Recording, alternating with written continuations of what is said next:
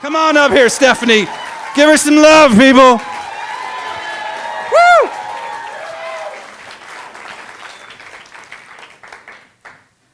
So I'm 19 years old in the back of the most charismatic evangelical church in Nashville, Tennessee. The stage is full of no less than 30 people, fully robed, head to toe, singing for the second coming of Jesus. And all I can think about is my bank account. I have precisely $2.49 left in my bank account. I was a full-time student, and in the part-time hours, I would work as a retail inventory specialist. This is just a fancy way of saying I would go into Express after they close and count all their sweaters. It was not very lucrative, and the schedule was woefully inconsistent, and the shifts had dried up. I wasn't sure how I was going to make these last $2.49 stretch. So I've been going to this church with some friends, and to be honest, I was raised an introverted Catholic, so everything about this environment scared the shit out of me. But my friends liked it, so I kept going. What can I say about peer pressure? Some people do drugs and alcohol, others go to Southern gospel churches. So the music stops, and out comes Pastor Charlie, a former tight end for the Tennessee Titans and a tower of a man. His presence meant only one thing. It was time to collect the tithes and offerings. So he gets up and he starts peacocking around the stage, telling everybody that there's nothing better than the love of Jesus. There's nothing greater than God's provision. Can I get an amen?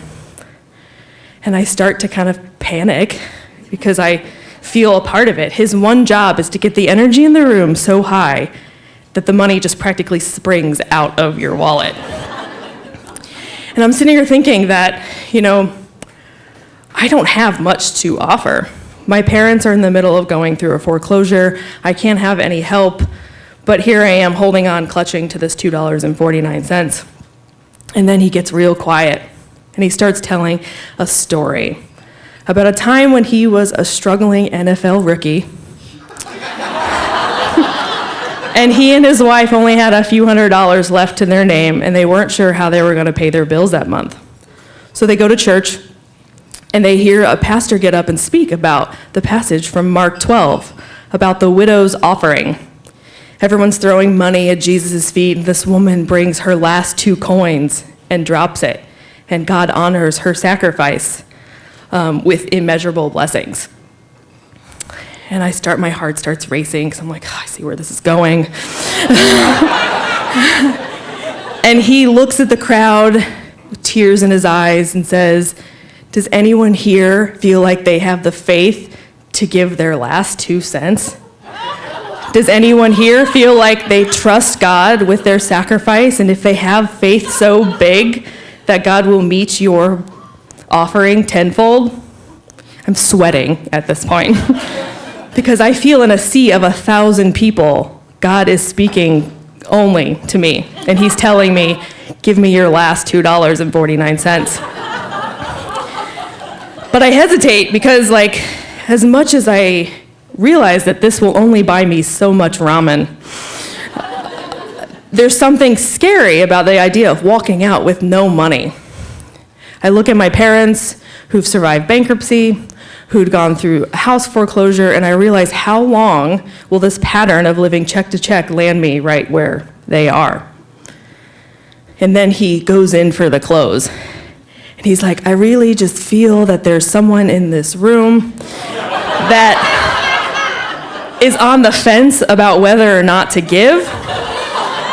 And to that person I say, have faith, my child, have faith.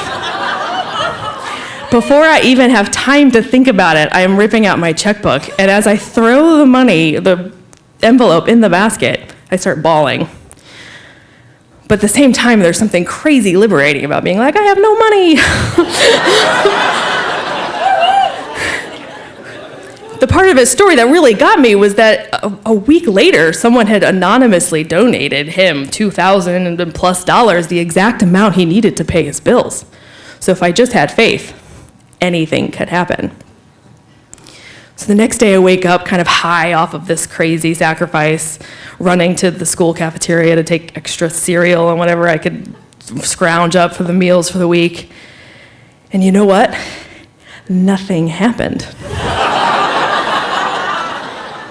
A few days went by and nothing happened. In fact, 10 years went by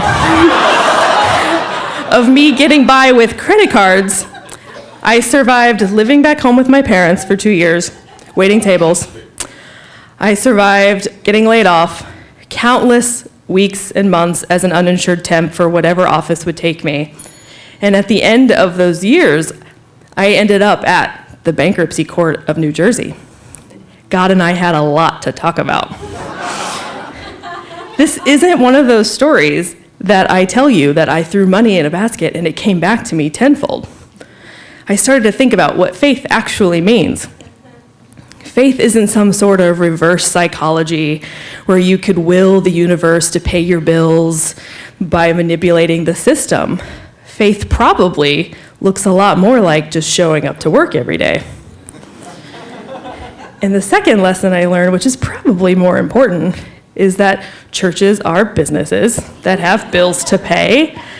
And I should probably be a little more skeptical when someone gets up to ask for money by saying, "There was a time I was a struggling NFL rookie."